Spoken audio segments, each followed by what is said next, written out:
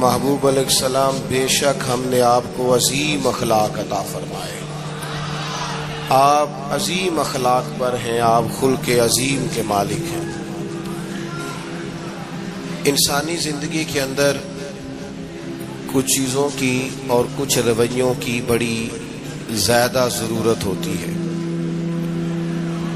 یہ جو انسان کے اخلاقی رویے ہوتے ہیں نا،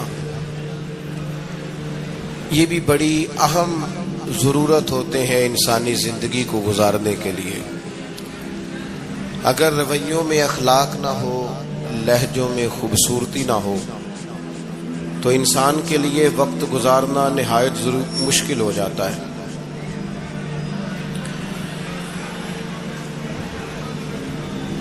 اللہ تعالیٰ آپ کو جزائے خیر دے. میں دوستوں سے کہتا رہتا ہوں کہ کسی کھلی جگہ پہ احباب کے لیے بندوبست کیا جائے تاکہ لوگ تکلیف کا شکار نہ ہوں. پیار سے آ جاتے ہیں کئی ساری جگہوں پہ، بلکہ شاید ساری جگہوں پہ اب یہی مسئلہ بنتا ہے جگہ کا، لیکن اس وقت احباب بعض اوقات توجہ نہیں کرتے، پھر مشکل بڑھ جاتی ہے. اب تو جیسے ہے ویسے ہی رہے گا.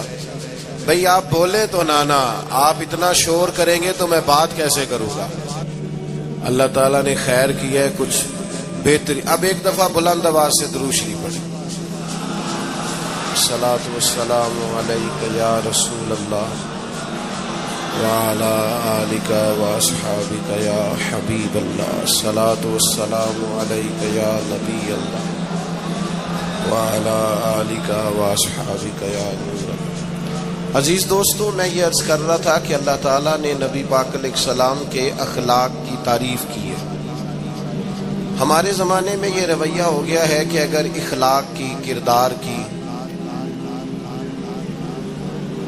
کوئی بھی بات کی جاتی ہے تو لوگ سمجھتے ہیں شاید یہ ایک بیٹا آپ دو لوگ رہ گئے ہیں، یا تو آپ بیٹھ جائیں، پیچھے آپ کے ساتھ اشارے دے رہے ہیں، آپ مہربانی کریں نا یار، میں نے تو کبھی اتنا ٹائم ہی نہیں لگایا جلسہ سیدھا کرنے میں. یہاں تو بڑی مشکل ہو گئی. اللہ آپ کو برکت دے.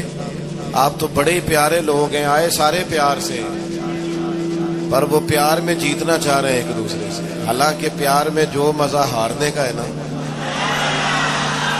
جتن جتن تے ہر کوئی کھیڈے تو ہارن کھیڈ فقیرا، جتن دا مل کوڈی پیندائی ہارن دا مل ہیرا. اس میں تو قربانی دینی چاہیے، ایک دوسرے پر اظہار کرنا چاہیے، کہنا چاہیے یار آپ بیٹھ جائیں، میں ذرا پیچھے چلا جاتا ہوں. یہ تو دینی ماحول ہے، اس میں تو اظہار کی ضرورت ہے.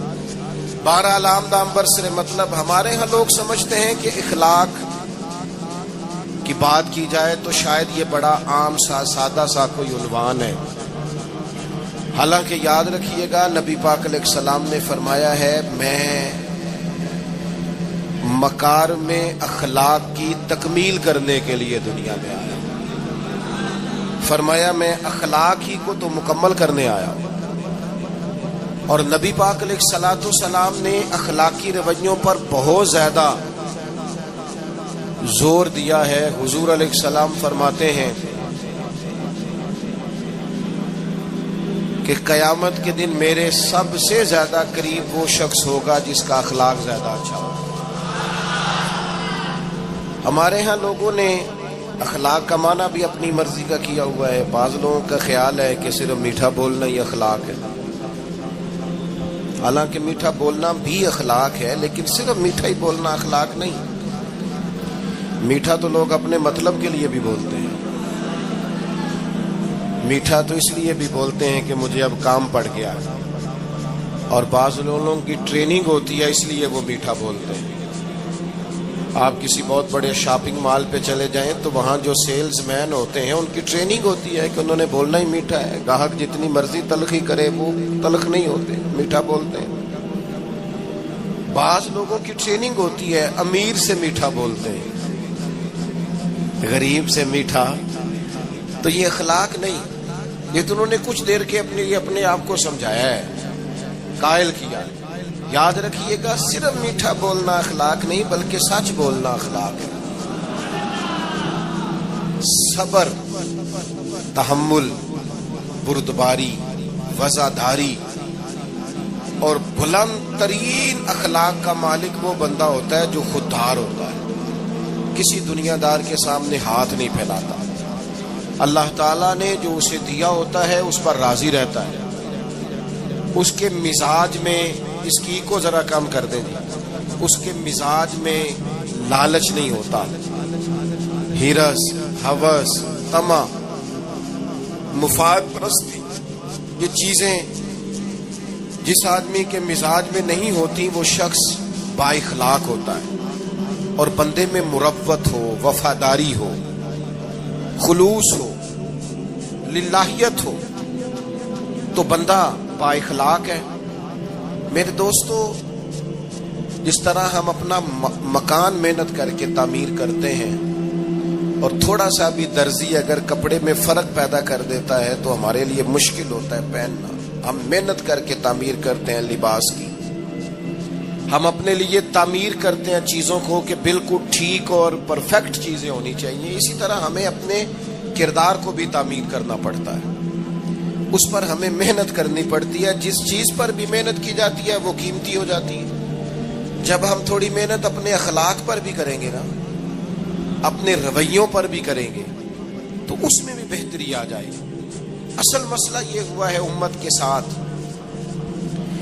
کہ ہم نے یہ سمجھنا شروع کر دیا ہے آج کے دور میں کہ شاید لوگ صرف تقریر ہی سنیں گے، شاید لوگ صرف تصویر ہی دیکھیں گے، شاید لوگ صرف ہمارا آنا جانا، دبدبا، استقبال، پروٹوکول دیکھیں گے. حالانکہ یاد رکھنا، سب سے زیادہ جو چیز تبلیغ کرتی ہے وہ انسان کا کردار ہوتا ہے، وہ اس کا اخلاق ہوتا ہے. بہت سارے بزرگ تو ایسے جو تقریریں کرتے ہی نہیں تھے. اعلیٰ حضرت بریلوی رحمت اللہ علیہ تو کبھی کبھار کوئی گفتگو کرتے تھے، تقریر ہوتی نہیں تھی، لیکن ان کے کردار کی خوشبو ایسی تھی جو پاس بیٹھتا تھا درد والا ہو جاتا تھا، جو قریب رہتا تھا اس میں خلوص آ جاتا تھا. آپ جو اٹھتے بیٹھتے چلتے پھرتے کہتے ہیں اسی سے پتہ چل جاتا ہے کردار کس طرح کا ہے. اس کے لیے آپ کو، اور ویسے بھی امام راضی رحمت اللہ علیہ سے کسی نے کہا تھا با اخلاق کون ہوتا ہے؟ فرمایا جسے نیکیاں کرنے میں تکلف نہ کرنا پڑے. نیکی بڑی آسانی سے اس سے سرزد ہو جائے وہ بندہ اخلاق والا ہوتا ہے. آسانی سے نیکی کر لے، مشکل درپیش نہ ہو، بندہ با اخلاق ہوتا ہے. جب جب ہمارا اخلاق اور کردار اور لب و لہجہ اور اٹھنا بیٹھنا، آپ بڑی تعریفیں کریں گھر جا کے کہ میرے استاد بڑے قابل ہیں، آپ کہیں میں بہت عالی شان پیر صاحب کا مرید ہوں، کیا بات، لیکن خدا نہ کرے بیوی کو گالی دے تو وہ اسی وقت کہہ دے گی یہ سکھایا تجھے تیرے پیر صاحب نے، یہ استاد صاحب سے سبق پڑھ کے ہے، یہ اس تنظیم کا آدمی ہے. وہ کبھی قبول نہیں کرے گی آپ کے استاد کو، آپ کے پیر صاحب کو، آپ کی تنظیم کو، کہے گی پتہ ہے مجھے کس پانی میں یہ سکھاتے ہیں تمہیں. جب تک اخلاقی رویہ بدل نہیں جاتا، آپ کہیں میں بڑی محافل کراتا ہوں، میں بہت بڑا آدمی ہوں اور میں بڑے دینی کام کرتا ہوں اور میں اپنے اوپر لیبل رکھتا ہوں، لیکن آپ کا دوستوں کے ساتھ اٹھنے بیٹھنے میں حلال حرام کی تمیز میں ہی کوئی خیال نہ ہو تو کوئی نہیں مانے گا آپ کی بات. ہمارے ہاں سنت شریعت کا بھی ہم نے اپنی مرضی کا نام رکھ لیا ہے نا. میں نے الحمدللہ زندگی میں داڑھی نہیں کٹوائی، مجھے کبھی خط بھی نہیں کرانا پڑا، شروع سے رکھی ہے. اور امامہ تو اب ایسے محسوس ہوتا ہے طبیعت کا حصہ بن گیا ہے. یہ عظیم سنتیں ہیں رسول پاک. میری طرح کے ایسے لوگ بھی پہن لے جو بالکل خوبصورت نہیں ہوتے تو داڑھی پگڑی سے وہ بھی کبھی کبھی اچھے لگنے لگ جاتے ہیں، لیکن صرف داڑھی اور پگڑی حضور کی سنت نہیں. یہ بھی آپ نے سچ غور کرنا ہے اس پر بھی. صرف دین کا لباس پہننا ہی حضور کا طریقہ نہیں. اخلاق اور کردار کو سمجھیں. حضور کی جو سنت سب سے پہلے لوگوں میں معروف ہوئی تھی، جس سے تعارف ہوا تھا، وہ تو صادق اور امین ہونا ہے. وہ بھائی سچ بولنا بھی تو حضور کی سنت ہے نا. دیانتدار رہنا بھی تو نبی پاک کا طریقہ ہے نا. آپ صرف ایک مخصوص لباس پہن لیں فقط، اور باقی چیزوں سے آپ آزاد ہو جائیں گے. ہو سکتا، میں اکثر کہتا ہوں کہ مسواک لے کر دانت صاف کرنا بھی حضور کی سنت ہے اور دل صاف رکھنا بھی حضور کی سنت ہے. صرف مسواک والی سنت پہ غور ہے، ترمذی میں حدیث ہے، حضور علیہ السلام نے فرمایا اے انس ہے میرے بیٹے، تم سے ہو سکے تو صبح اس حال میں کرنا کہ تمہارے دل میں کسی کا بغض نہ ہو. اور حضور فرمانے لگے یہ میری سنت ہے. صبح اٹھتے ہی پہلے دل کو ٹٹولنا، اس میں کسی کے لیے عداوت نہ ہو. اخلاقی رویوں پر توجہ دینے کی ضرورت. ہم میں سے نا بہت سارے لوگوں کی شان ہوتی ہے، پیر صاحب کی، علامہ صاحب کی، استاد ہوں، میں ٹیچر ہوں، میں پڑھا لکھا ہوں، میں مالدار ہوں، میں گھر کا بڑا ہوں. ہم خود بخود اپنی کوئی نہ کوئی شان بنا لیتے ہیں. کوئی آپ کی کسی نسبت سے عزت کرے تو اچھی بات، ہم خود بخود اپنی کوئی شان بنا لیتے ہیں، پھر ہم عزت کا مطالبہ کرتے ہیں. نتیجہ کیا نکلتا ہے؟ نتیجہ یہ نکلتا ہے جہاں ہمیں احترام کرنا چاہیے وہاں بھی ہم احترام کر نہیں پاتے. وہ میرے دوستو یاد رکھو، سیدہ عائشہ صدیقہ رضی اللہ تعالیٰ عنہ فرماتی ہیں نبی پاک علیہ السلام جتنی دیر گھر رہتے تھے نا، گھر کا کوئی نہ کوئی کام ہی کرتے رہتے تھے. کوئی حرج والی بات ہے اگر آپ ہر مطلب گھر میں جا کے بیٹھ کے اتنا لمبا سفر طے کر کے آئے لیکن اندر جا کے بیٹھتے ہی کہا پانی کا گلاس لاؤ. بھئی آپ بھی تو لے سکتے ہیں، کوئی حرج والی بات ہے؟ یہ باتیں کرنے کرانے کی ہیں کہ خود سے کام کر لینا سنت ہے؟ آپ نے 2 منٹ لگائے ہیں اور آپ نے کسی پر روک ڈال کے آپ فارغ ہو گئے. اخلاقی رویوں میں سب سے زیادہ ضروری تو دوسرے کا احساس کرنا ہوتا ہے. اخلاقی رویوں میں سب سے زیادہ حاجت تو دوسرے کی تکلیف اور شدت کا احساس کرنے کی ہوتی ہے. میرے صاحب فرمایا کرتے تھے 10 منٹ کیوں انتظار کراتے ہو لوگوں کو؟ تم نے ممبر پہ کہا تھا میں 2:15 بجے جماعت کراؤں گا، 2:16 کیسے ہوئے؟ تمہیں اس کا پاس ہونا چاہیے تھا، تمہیں خیال ہونا چاہیے تھا کسی شخص کو کسی وجہ سے کوئی تکلیف، کوئی کسی اذیت کا شکار کیوں ہو، کوئی پریشان. میں اب تو الحمدللہ آپ اتنی بڑی تعداد میں آ گئے کہ جگہ آپ کے لیے مشکل ہو گئی، ورنہ شروع میں جب میں محافل کا ٹائم دیتا تھا تو میں وقت پہ چلا جاتا تھا. اگر کسی سے کہا ہے نا کہ 6 بجے آئیں گے تو 6 بجے چلے گئے. وہ کئی والی گھر والے پوچھتے سن تسی آ بھی گئے ہو تو میں کہ اندر سانو تسی ویلے ہیں سمجھ لو. ہمارا مزاج نہیں ہے نا جی. بلکہ ایک تقریب میں مجھے دعوت دی گئی تو اس پہ لکھا تھا 6 بجے، تو میں وہاں پہنچا تو میزبان بھی نہیں آئے تھے. مجھے بتائیں شادی کا کارڈ سارا خاندان بیٹھ کے لکھتا ہے نا، روانگی برات 1 بجے، 1 بجے جاتی ہے برات، مشترکہ جھوٹ بولا سارے خاندان نے. یہ رونے کی بات ہے، ہنسنے کی تھوڑی ہے. مسلمان اور جھوٹ بولے، مشترکہ طور پہ کہا یہ جھوٹ ہے. محفل ہوگی بعد از نماز عشاء تو ختم کب ہوگی یہ بھی تو بتائیں. آپ نے قوم کو تو ایک شخص کا بتایا تھا کہ فلاں صاحب خطاب کریں گے، یہ مقامی، قومی، عالمی شہرت یافتہ، یہ کہاں سے آ گئے؟ کیوں تکلیف دی گئی؟ بلکہ ہم نے تو منصوبہ بندی کی ہے کہ لوگ ہمارے جلسوں میں نہ آئیں. ستائے اتنا ہے، ایک جگہ پہ میں حاضر تھا تو 1:30 بجے مجھے مائک دے رہے تھے. اب تو میں جاتا نہیں ہوں، رات کو چھوڑ دیا ہے. 1 بجے رات کو مائک دے رہے ہیں تو نقیب بیچارہ رٹی رٹائی بات کر رہا ہے، کہتا ہے بلا تاخیر. میں نے کہا ابھی بھی بلا تاخیر ہے، کر لو تھوڑی تاخیر. خدا کے بندو ختم کرو، آدھے گھنٹے میں مسئلے کی سمجھ آ جاتی ہے. ایک پیغام دو، بات ختم ہو گئی. اتنا الجھاؤ اور اتنا بات کو کھینچنے کا معنی کیا؟ اپنے رویوں کے اندر. میں چلا گیا 6 بجے تو میزبان صاحب بھی نہیں آئے تھے، تو وہ تقریب کب شروع ہوئی؟ 9 بجے.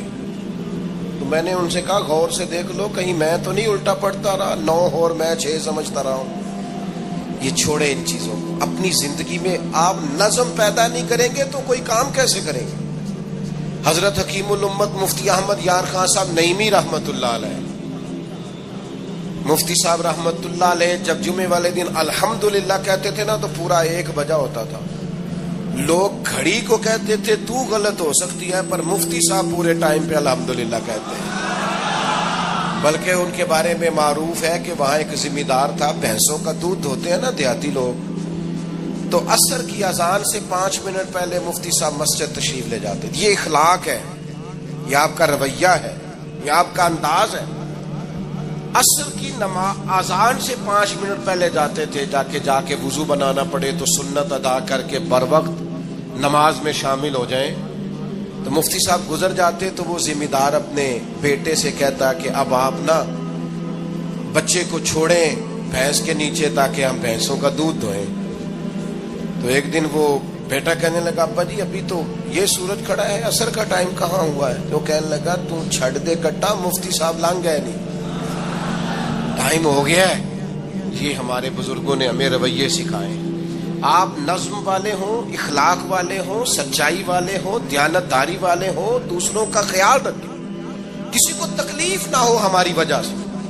پتہ ہے رسول پاک صلی اللہ علیہ وسلم کی بارگاہ میں آ کے عرض کیا گیا یا رسول اللہ یہ ہمارے امام صاحب بہت لمبی نماز پڑھاتے ہیں، صحیح حدیث میں موجود ہے، نماز ہی پڑھاتے تھے نا، قرآن ہی پڑھتے ہوں گے نا، کتنا اعزاز والا کام ہے۔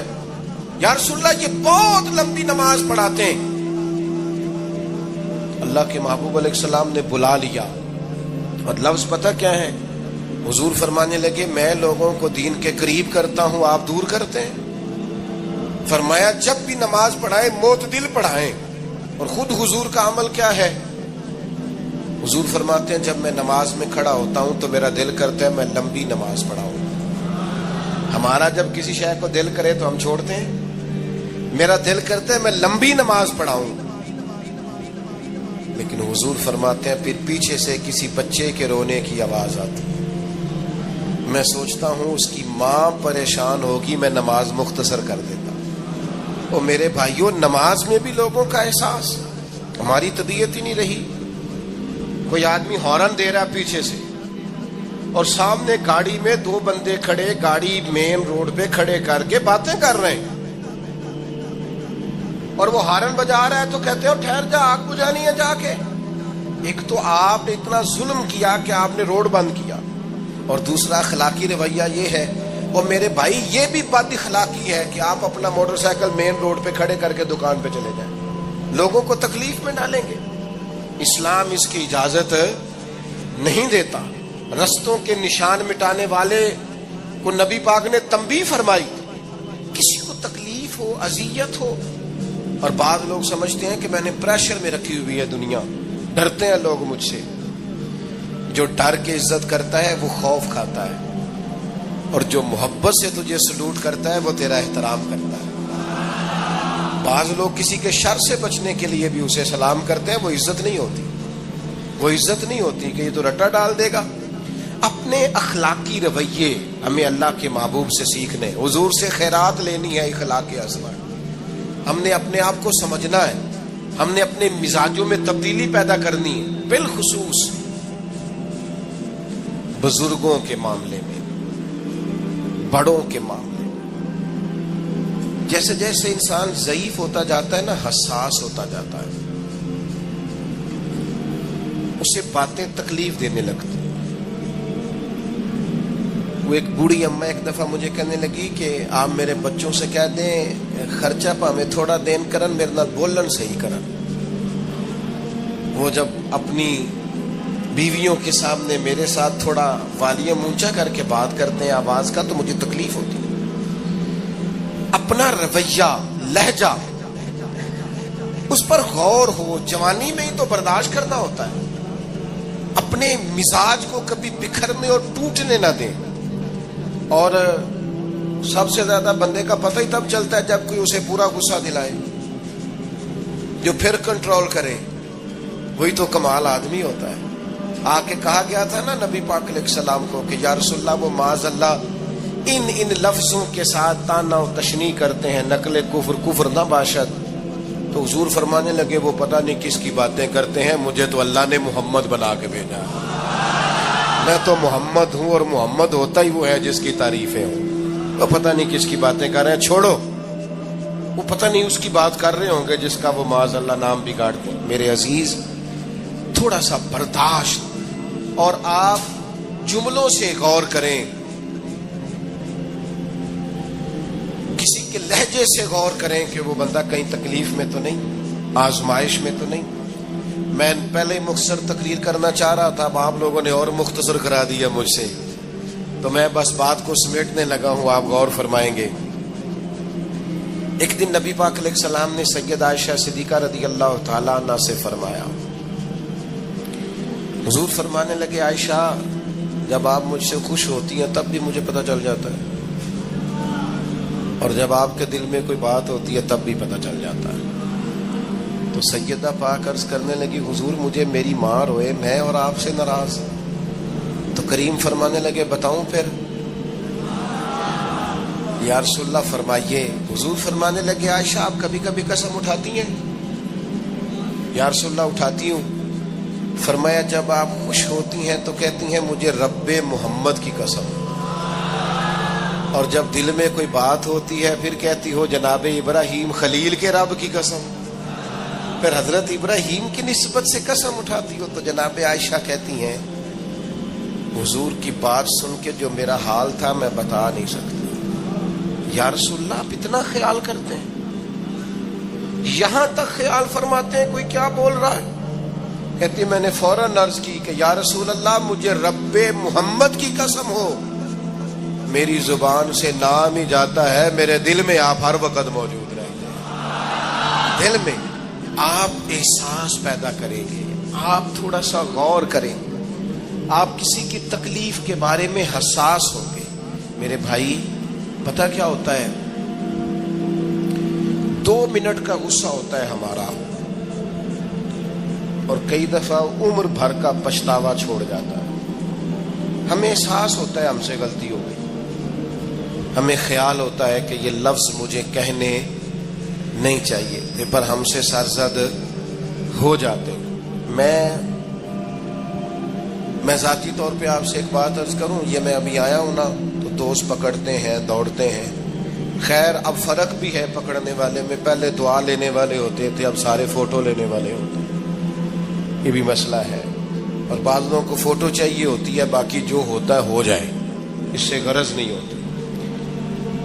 میں نے بہت ساری جگہوں پہ جانا چھوڑ دیا ہے، اس کی وجہ یہ ہے کہ میری وجہ سے لوگوں کو تکلیف ہوتی ہے۔ اب میں یہاں موجود ہوں، یہاں سے مجھے آگے بڑھنا ہے، اب جہاں مجھے آگے جانا ہے وہ مجھے اس بات کی اجازت نہیں دے رہی چیز جہاں مجھے پہنچنا ہے کہ میں رکوں اور ایک ایک آدمی سے ملوں۔ جہاں ہمیں کہیں اور جانا ہوتا ہے وہ یہ تو پوچھتے ہی نہیں کہ آپ نکلے ہیں کہ نہیں نکلے، وہ تو کہتے ہیں کتنے پہنچے ہو۔ اب اتنی گنجائش نہیں ہوتی، لوگ آ رہے ہوتے ہیں۔ میں داتا صاحب رحمت اللہ علیہ چلا گیا حاضری دینے کے لیے، اس قدر دوڑ دھوپ ہوئی، لوگ اس طرح بھاگے، ظاہر ہے کچھ قرآن مجید پڑھ رہے ہوں گے، کچھ عبادت کر رہے ہوں گے۔ کئی دنوں تک میری طبیعت پہ بوجھ بنا رہا کہ تیری وجہ سے لوگوں کو تکلیف۔ بہت ساری جگہوں پہ نہیں جاتا، سائڈ پہ ہو جاتا۔ کیوں؟ تکلیف ہوتی ہے، لوگوں کو پریشانی ہوتی ہے۔ ہمارا یہ تو مزاج ہے نہیں الا ماشاء اللہ کہ ہم کسی معاملے میں حالات کی نزاکت کو بھی سمجھیں گے، لیکن وہ چیزیں بوجھ بن جاتی ہیں بعض اوقات، اور یہ بوجھ ہمیں لینا چاہیے۔ ایک ہے کہ ہم لذت کشید کریں کہ دیکھا لوگ کیسے بھاگ رہے ہیں، اوہ کیا بات، یہ نفس کے لیے تسکین ہے پر تھوڑی دیر کی۔ اخلاقی رویہ یہ نہیں ہے، اخلاقی رویہ یہ میں نے ان دو کام ہو جائے، لوگوں کو تکلیف ہوتی ہے، بعض بزرگ اپنا آپ سمیٹ بھی نہیں پاتے بیچارے اور اذیت میں آ جاتے ہیں۔ تو میرے عزیز کچھ تھوڑا سا ہمیں اس بات کا بڑے مجموع میں آنے جانے میں بھی خیال رکھنا چاہیے کہ یار آپ گزر جائیں ذرا پیار سے پہلے، میں ہمت ور رکھتا ہوں میں تھوڑی دیر کے بعد آ جاؤں، لیکن وہ ہمارے ہاں بس میں چڑھنا ہو، کسی اجتماع سے نکلنا ہو، جانے ہمیں کیا ہو جاتا ہے۔ اور پروٹوکول والوں کو بھی چاہیے کہ تھوڑی دیر کے لیے پروٹوکول چھوڑ دیں، وہ بھی ذرا سادگی سے ہو جائیں، کچھ فرق پڑتا۔ جب تک ہم یہ احساس پیدا نہیں کرتے ہمارا اخلاق درست ہو سکتا، اپنے اندر بالخصوص اور تھوڑی دیر کا غصہ ہوگا آپ کا، پچھتاوا چھوڑ جائے گا، اس غصے کو چھوڑ ہی دیں تھوڑی دیر کے 2 منٹ کے لیے چھوڑ دیں، کچھ سخت بات ہی کرے گا نا، برداشت کریں۔ حضرت عمر بن عبدالعزیز گزر رہے تھے، رات کا وقت تھا، لکڑی کے جوتے پہنے ہوئے تھے، کھڑاؤں جن کو کہتے ہیں۔ ایک بزرگ فٹ پاتھ پہ سوئے ہوئے تھے، جناب عمر بن عبدالعزیز کا پیر آ گیا بابا جی کے پیر۔ کیا کہتے ہیں اس طرح کا معاملہ ہو تو لوگ اندھے ہو، یہی کہتے ہیں نا، ٹکر ہو جائے اچانک تو کہتے ہیں اندھے ہو۔ اس بندے نے بھی کہا فوراً اٹھتے ہی، اندھے ہیں آپ، میرا پیر دبا دیا ہے۔ بڑا سخت موقع ہے. بادشاہ وقت امیر المومنین اور امت کے صالحین کے امام حضرت عمر بن عبدالعزیز اندھے ہیں. تو یہی موقع ہے. یہاں تو آپ اینٹ کا جواب پتھر سے دے لیں, یہاں پھر آپ ذرا چپ کر جائیں اور اس کوڑے گھونٹ کو 1 منٹ کے لیے پی کے دیکھیں, پھر اس کی شفا کتنی ہے. حضرت عمر بن عبدالعزیز ہنس پڑے, فرمانے لگے نہیں بزرگوں, اندھا نہیں ہوں, مجھے نظر آتا ہے. وہ جو 7 سپاہی تھے نا, یہ کیتلی چائے سے زیادہ گرم ہوتی ہے ہمیشہ, انہوں نے تلواریں نکال لی. آپ نے فرمایا تمہیں کیا ہوا؟ حضور اس بے ادب نے آپ کو اندھا کہا ہے. فرمانے لگے نہیں کہا. کہا جناب کہا ہے؟ فرمایا نہیں کہا. میں کہا ہے جناب نہیں کہا. تو آپ فرمانے لگے بابا جی آپ سے بات کر رہے تھے مجھ سے کر رہے تھے؟ کہا جی آپ سے ہی بات کر رہے تھے. تو فرمانے لگے انہوں نے مجھے اندھا نہیں کہا, انہوں نے تو ایک سوال پوچھا ہے. ہاں جتن جتن ہر کوئی کھیڈے تو ہارن کھیڈ فقیرا. اوے جتن دا مل کوڈی پیندا ہی, ہارن دا مل ہیرا. انہوں نے کہا بابا جی نے سوال پوچھا, انہوں نے پوچھا ہے اندھے تو نہیں؟ تو میں نے جواب دے دیا نہیں مجھے نظر آتا ہے. اس میں جھگڑے والی کون سی بات ہے؟ اتنا سا ہی تو مسئلہ ہے. اگر اس کا غصہ بنا لیا جاتا اور سخت رد عمل دیا جاتا تو عمر بھر پچھتاوا رہتا. والد صاحب کے سامنے تو میرے خیال ہے کر ہی لیں گے, ایسا کر لیں گے نا. اگر وہ غصہ کریں تو کہیں گے نا ابا جی جیسے آپ کہتے ہیں ہو جائے گا, مشکل تو نہیں. اما جی کے سامنے تو کر لیں گے نا. اے جنہ دی مووی بن رہی صرف یہ نہیں ہاں نہ کر رہے, یہ گل پکی نہ ہو جائے, باقی بول رہے ہیں ماشاءاللہ. والد صاحب کا غصہ برداشت کر لیں گے انشاءاللہ, بزرگوں کا برداشت کر لیں گے.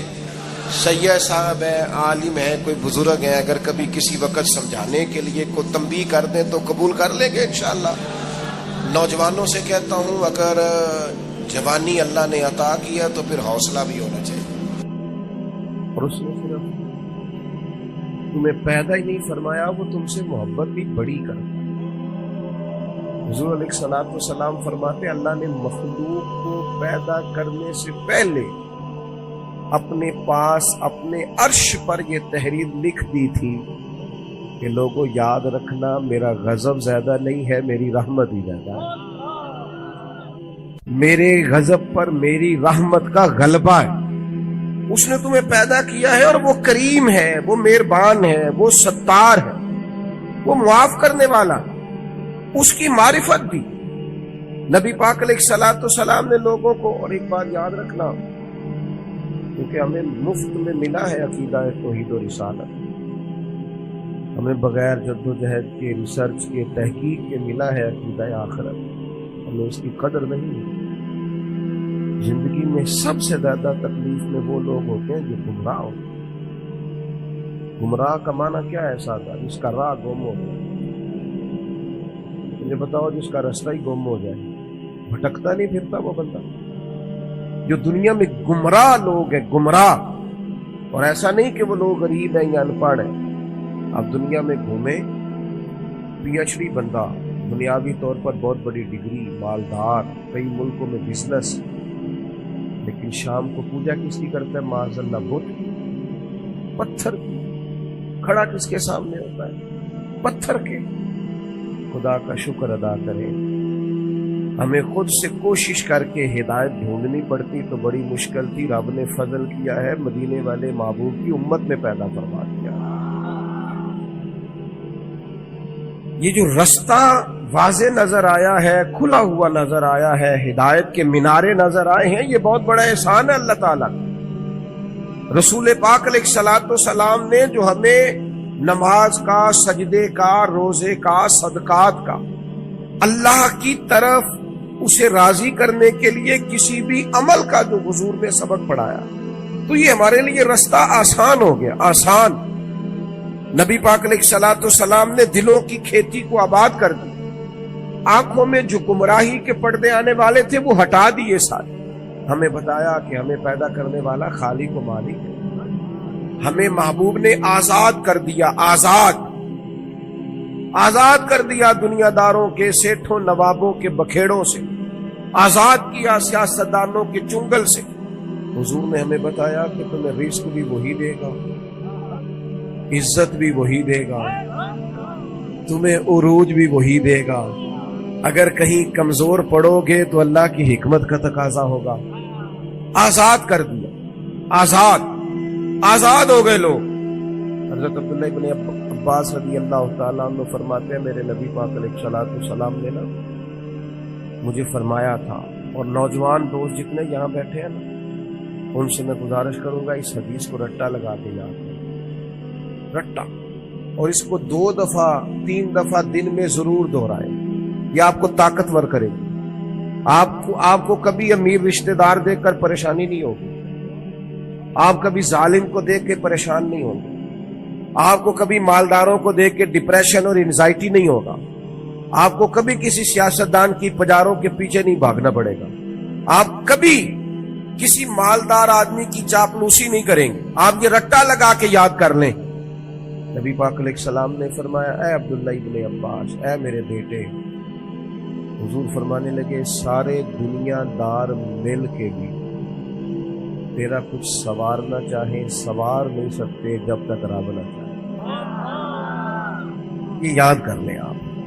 اور حضور فرمانے لگے سارے دنیا دار مل کے تیرا کچھ بگاڑ نہیں سکتے جب تک اللہ کی حکمت.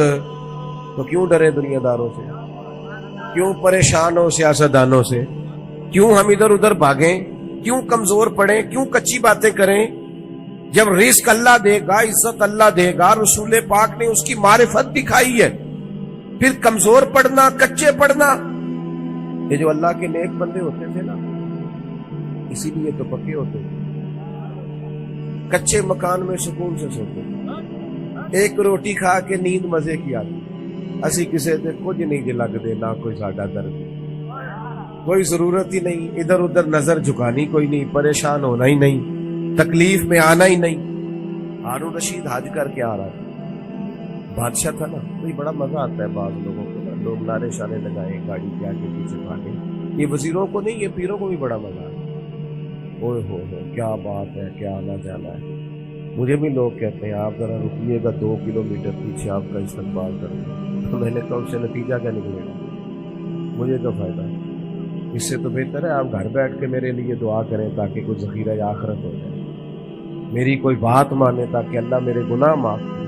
یہ کن چکروں میں پڑے ہو؟ استقبال کرو، نعرے لگاؤ، آگے پیچھے. اس کا کیا مطلب؟ تو نفس کی تسکین ہے کہ تھوڑی دیر کے لیے اپنے دل کو تسلی دینی ہے میری بڑی شان ہے.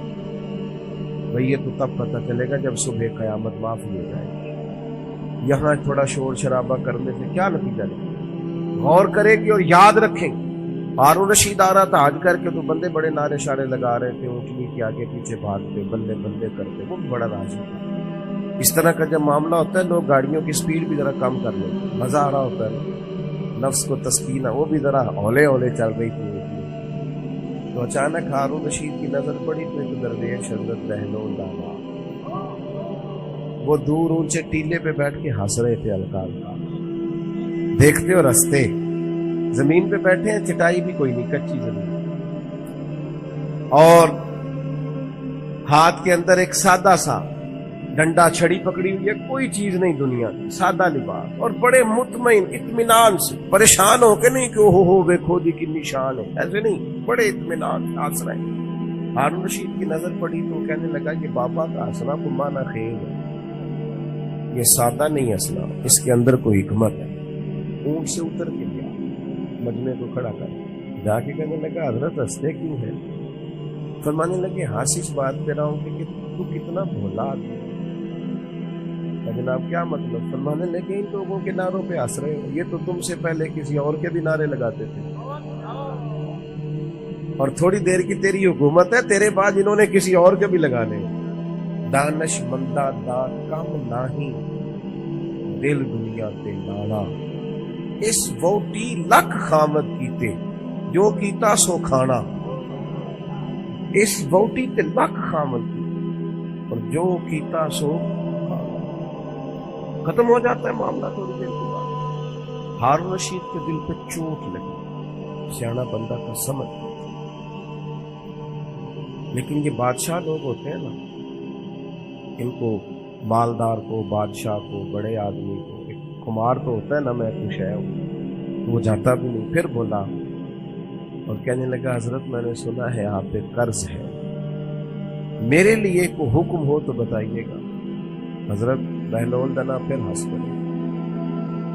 اب ہنسنا اور معنی خیز تھا. کہنے لگا حضور آپ ہنسے کیوں؟ فرمانے لگے ہارون رشید ایک بات تو بتا، تیرا رب کون ہے؟ کہا اللہ. تو فرمایا میرا کون ہے؟ جلدی جلدی بولنا. میرا رب کون ہے تو میرا کون ہے؟ تو آپ فرمانے لگے ہارون رشید ایک بات تو بتا، کیا یہ ہو سکتا ہے کہ اللہ ہارون رشید کو دیتا جائے اور بہلول دانا کو بھول ہی جائے؟ یہ ہو سکتا ہے؟ کہنے لگا نہیں. تو فرمایا جا پھر میں تجھ سے کیوں سوال کروں، یہ آرزو کرم اور میں آپ سے کروں؟ یہ بھیک اس کو دیجئے جس کا خدا نہ ہو. جاؤ میرا رب مجھے دے گا. وَدَاعِيًا إِلَى اللَّهِ بِإِذْنِهِ وَسِرَاجًا مُنِيرًا. کچے نہ پڑھو مسلمانوں، کمزور باتیں نہ کرو، دولت کمانے کے لیے کوئی ناجائز ذریعہ اختیار نہ کرو، نہ کبھی حرام لقمے کی طرف بڑھو.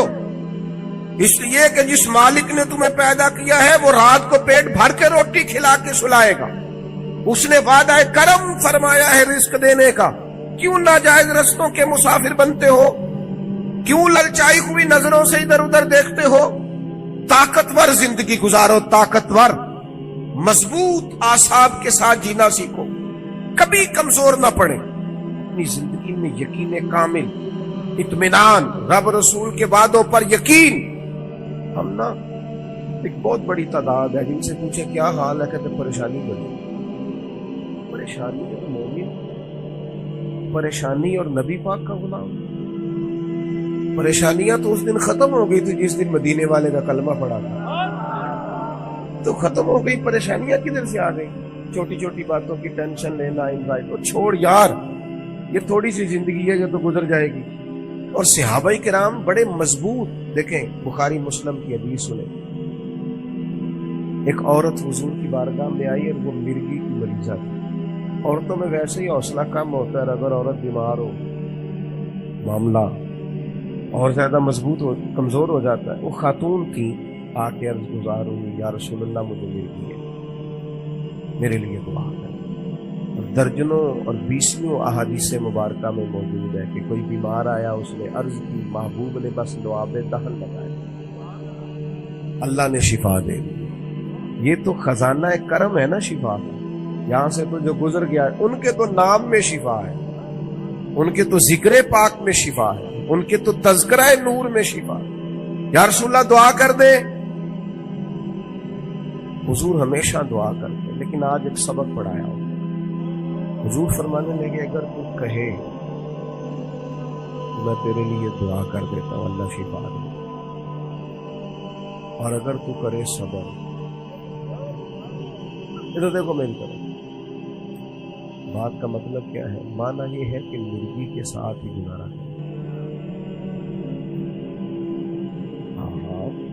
کچھ اللہ کی طرف سے آنے والی آزمائشوں کے ساتھ گزارا بھی کرنا چاہیے. بے حوصلہ. وہ ایک ساتھ دفعہ میرے پاس آئے، کہنے لگے میں بڑے پیروں فقیروں کے پاس گیا ہوں، مسئلہ حل نہیں. کوئی چیز اللہ کو مجبور نہیں کرتے. سب دعا کریں، اس کی بارگاہ میں عرض کریں. ابھی مالک کی حکمت کا تقاضا نہیں ہے کہ تیرا مسئلہ حل ہو. لہذا آپ کو اس معاملے میں زید نہیں کرنی چاہیے. جب رب چاہے، جس وقت چاہے. اللہ مانتا ہے اپنے محبوب بندوں کی عرض کو، لیکن یہ کہ جب اس کی حکمت کا تقاضا غالب آئے گا تو پھر وہ حکمت کے مطابق کام ہوگا. تو اس خاتون نے عرض کی یا رسول اللہ دعا کر دے. فرمایا اگر تو صبر کرے نا، گویا مرغی کے ساتھ ہی گزارا کرے. حضور فرمانے لگے پھر میں دعا کروں گا اللہ جنت عطا کرے. گویا 2 چیزوں میں حضور نے فرمایا ایک اختیار کرو، یا تو شفا لے لو یا جنت.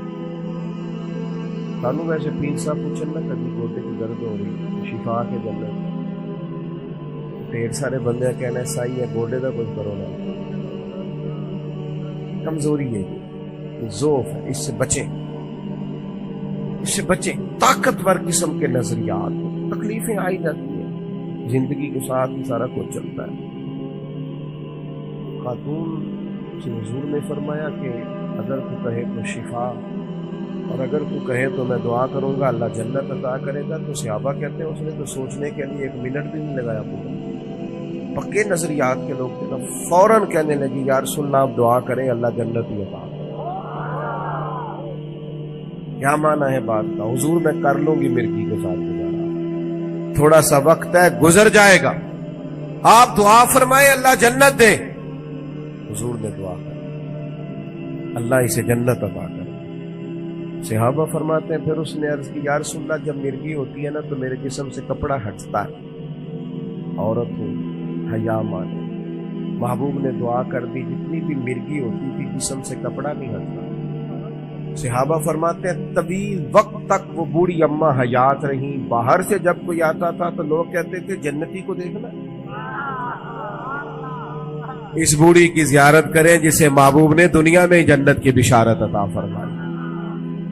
کچے نہ پڑے میرے عزیز. ذہنی طور پر آپ یقین کریں ابھی تک لوگ مسئلہ پوچھتے ہیں کہ کالی بلی رستہ کاٹ جائے تو کیا ہوتا ہے. میں کیا کالی گڈی کٹ جائے تو پھر کیوں گئے. اور پیر دھاگے والے اللہ خیر کرے صبح 9 بجے تو دیگر تک تبلیغ لیتے. پیروں کا کام تو تبلیغ کرنا ہے، تعلیم دینا ہے، قرآن حدیث پڑھانا ہے. آپ تویز دھاگا کر رہے ہیں کریں، ناجائز نہیں. لیکن جو لوگ لوگوں کو کمزور کرتے ہیں، جنہیں منڈیاں دا کام کرن نو دل نہیں کرتا سارے نو کالا جادو ہو گیا. وہ کام کر کوئی میرے بھائی مہربانی کر باہر نکل جدوجہد کر. جادو کدھر سے آ گیا؟ جادو اتنا ہی فارغ ہے تیرے پاس ہی آ گیا. کوئی کام کریں، کوئی ہمت کریں، جدوجہد کریں. کمزور ضعف اعتقادی پیر صاحب کے پاس گئے تو پیر صاحب نے کہا تینوں کسی نے کچھ کیتا ہے. اور پیر صاحب اللہ سے ڈرو، یہ بیچارہ سارا دن بدگمان رہے گا، کس کس کے بارے میں برا سوچے گا، کس شخص سے نفرت کرے گا، کیا کیا اس کے ذہن میں آئے. اتنا آپ نے اس کے ذہن کو بدگمان کر رہے. ڈرو اللہ سے. مسلمان کبھی ضعف اعتقادی کا شکار نہیں ہوتا. یہاں تک کہ کچھ لوگ کہتے ہیں جی مجھے بندش کر دی ہے کسی نے. آپ نے سے جو میری طرح کم پڑھا لکھا آدمی ہے وہ بھی اپنے دل پہ ہاتھ رکھ کے بتائے ادھر دیکھے میری طرف. یہ ہو سکتا ہے کہ اللہ تعالیٰ نے رزق میرے گھر میں بھیجا تھا کسی نے رستے میں روک لیا. جلدی بتاؤ ہو سکتا ہے؟ تو یہ بندش کیا بلا ہوتی ہے؟ بے برکتی ہو جاتی ہے، نظر لگ جاتی ہے. یہاں تک تو مسئلہ ٹھیک ہے. یہ کیا بات ہوئی اللہ نے بھیجا تھا اور بندے نے رستے میں. وہ کوئی خدا کا خوف کرو. کس طرح کی باتیں کرتے ہیں؟ مومن کی یہ بات ہوتی ہے. اللہ کے بندے اس طرح سوچتے ہیں. کوئی ضعف اعتقادی نہیں، کوئی کمزوری نہیں. 313 کا لشکر، 1000 سے مقابلہ. نہ زرہے، نہ تلواریں، نہ گھوڑے، نہ سامان ضرب و ضرب. یا رسول اللہ کرنا کیا ہے؟ فرمایا رب کا نام لے کے کھڑے ہو جاؤ، اللہ فتح عطا کر دے گا. تم نکلو میدان میں. لیکن خدا کا کتنے بم برس گئے فلسطین پر، کیوں نہیں نکلتے؟ ایٹمی طاقتیں ہونے کے باوجود بھی لوگ تگڑا بیان بھی نہیں دیتے. کیوں نہیں دیتے؟ بزدل ہے. میدانوں میں ایٹمی بم سے نہیں لڑا جاتا، ایمان کی طاقت سے لڑا جاتا. ترس نہیں آتا تمہیں ان بچوں پر؟ سسکتی بلکتی مخلوق پر کہاں ہے اقوام متحدہ کی تنظیمیں؟ اور کہاں ہے وہ یورپ جو کتوں اور بلیوں کے حقوق پر تنظیمیں بناتے ہیں؟ جو جانوروں کے حقوق کی بات کرتے ہیں وہ کہاں اپنے بلوں میں چھپ گئے؟ فلسطین کے ہسپتالوں پر بم برسیں تو تمہارا کیا خیال ہے؟ تم سے حساب صرف نماز روزے کا ہونا ہے؟ اللہ کے بندے تڑپتے رہیں اور رب پوچھے گا نہیں؟ رسول پاک علیہ السلام نے تو فرمایا مالک قیامت کے دن کہے گا میں جو اس کی شان کے لائق ہے. اللہ فرمائے گا میں بھوکا تھا تو نے کھانا کیوں نہیں کھلایا، میں پیاسا تھا تو نے، یہ صحیح مسلم کی حدیث، مجھے کپڑوں کی ضرورت تھی لایا کیوں نہیں. بندہ عرض کرے گا مالک تو کھانے پینے سے پہننے سے پاک ہے. رب فرمائے گا وہ جو تیرے پڑوس میں بندہ بھوکا تھا تو بندہ تو میرا ہی تھا نا، وہ جو پیاسا تڑپ رہا تھا تو میرا ہی تھا نا. وہ جن ہسپتالوں پہ بم برستے ہیں وہ کون ہے؟ وہ جہاں جنازے پڑھنے کو کفن میسر نہیں، وہ کون ہے؟ جب وہ پوچھیں گے بلا کے تم کو اپنے سامنے، تو کیا جواب جرم دو گے تم خدا کے سامنے؟ تم سو رہے ہو، سیاستیں کر رہے ہو، الیکشن کی باتیں کر رہے ہو، خدا سے ڈرو۔ کچھ کبھی کبھی جٹ بٹ رائی بن کے سوچتے ہو، کبھی کبھی مسلمان بن کے بھی تو سوچو نا، کبھی یہ بھی تو خیال کرو نا کہ ہماری ایک ذمہ داری بحیثیت مسلمان بھی بنتی ہے۔ میرے دوستو، اپنے مضبوط اعصاب کے ساتھ، اپنی فکری بلندیوں کے ساتھ، جولانیوں کے ساتھ، اعصاب کو طاقتور کر کے ہمارے نبی نے ہمیں اللہ کی معرفت دی ہے۔ مضبوط زندگی گزارو، کمزور نہ پڑو۔ کوئی تمہارا کچھ نہیں بگاڑ سکتا، کوئی شخص تمہارا برا چاہتے ہوئے بھی کچھ نہیں کر سکتا جب تک اللہ کی مشیت کا تقاضا نہ ہو۔ کمزور پڑنا چھوڑ دیں، طاقتور وقت گزاریں۔ میں نے باتیں زیادہ نہیں کرنی، بس ختم کرنے لگا ہوں۔ رسول پاک صلی اللہ تعالی علیہ وسلم کے صحابہ کو حضور کے وعدوں پر اتنا یقین تھا، ایک دفعہ مولا علی شیر خدا لیل ہو گئے، مسند امام احمد بن حنبل میں موجود، سخت لیل ہو۔ یہاں تو لوگوں کو بخار پورا چڑھتا نہیں اور وسیلتیں شروع ہو جاتی، پتہ نہیں میرا کی بننا۔ او بھائی چھوڑ دیں، کیا ہو جائے، میرے آپ کے چلے جانے سے کیا فرق پڑتا ہے دنیا میں؟ بڑے بڑے چلے گئے، کوئی فرق نہیں پڑا۔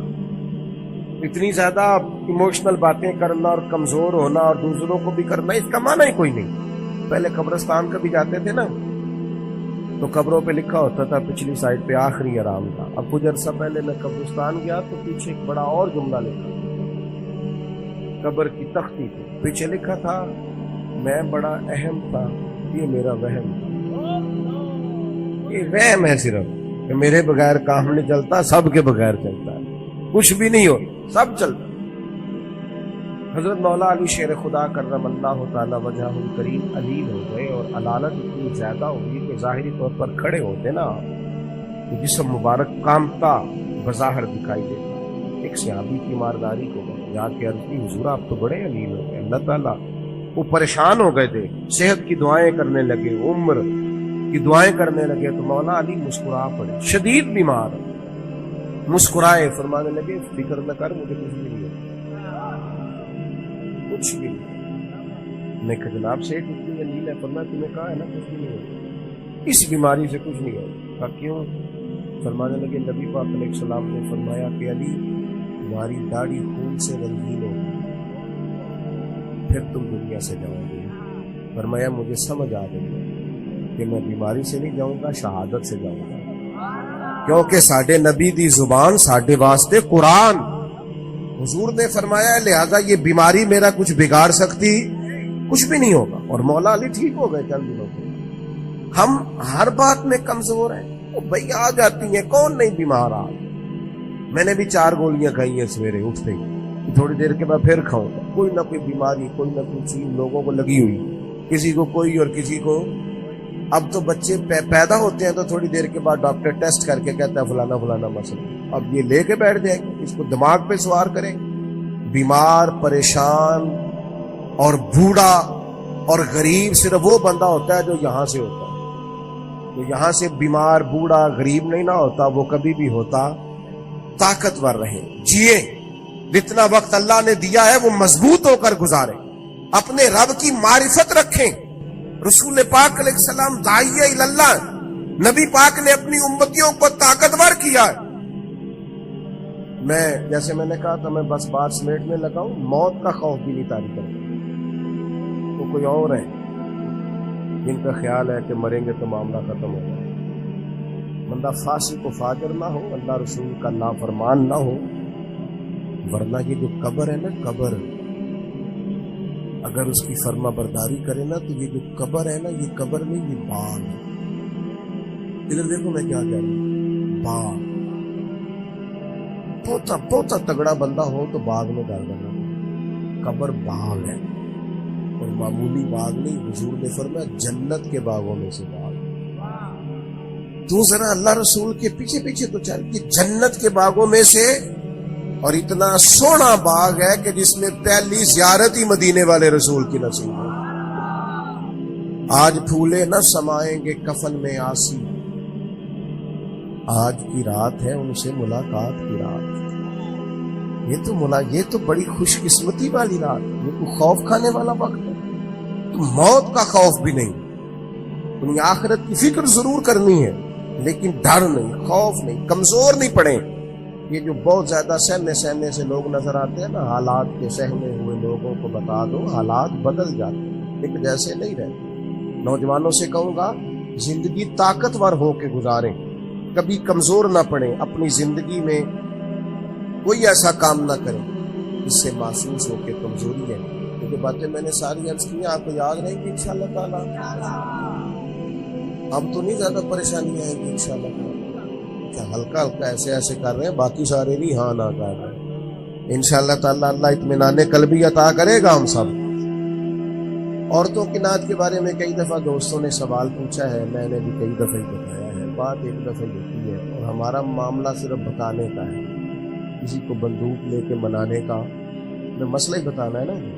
اب جو لوگ خود سے ارینج کریں، عورت کی آواز بھی عورت اتنی آواز میں نعت پڑے جو عورتوں کے اندر ہے، وہاں سے باہر اتنی سی بات سمجھ آ رہی ہے آپ کو، بات اس کے اندر ہے۔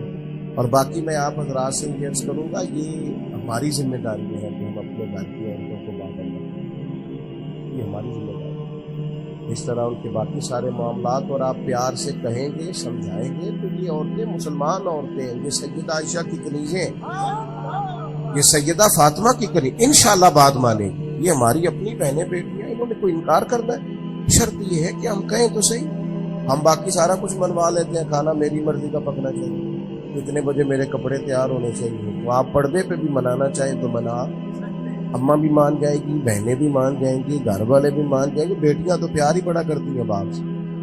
اس لیے یہ ہم نے ناراض نہیں ہونا، یہ ہماری کمزوری ہے، ہم یہ بات مناتے ہی نہیں، لہٰذا وہ مانتی بھی نہیں۔ اس لیے اللہ تعالیٰ سمجھ عطا کرے اور اللہ تعالیٰ اس حاضری کو قبول فرمائے۔ محفل آگے چلے گی اگر چلانی ہے تو نعت شاعت دعا کرو، اللہم صلی علی سیدنا محمد وعلیہ وبارک وسلم۔ اللہ اس حاضری کو قبول فرما، ہمارے ان دوستوں نے جو اتنا خوبصورت اتنا عظیم بندوبست کیا، بہترین جزا عطا فرما، دین دنیا آخرت کی بھلائیاں عطا فرما، رزق میں، مال میں، جان میں، عزت میں، آبرو میں برکتیں پیدا فرما۔ اللہ تعالی ہمارے گناہوں کو معاف فرما، ہماری غلطیوں سے درگزر فرما، علم نافع، عمل صالح عطا فرما۔ اللہ تعالی ہمارے بھائی نے دعا کے لیے کہا، ان کی والدہ کو شفا عطا فرما، تندرستی اور عافیت عطا فرما۔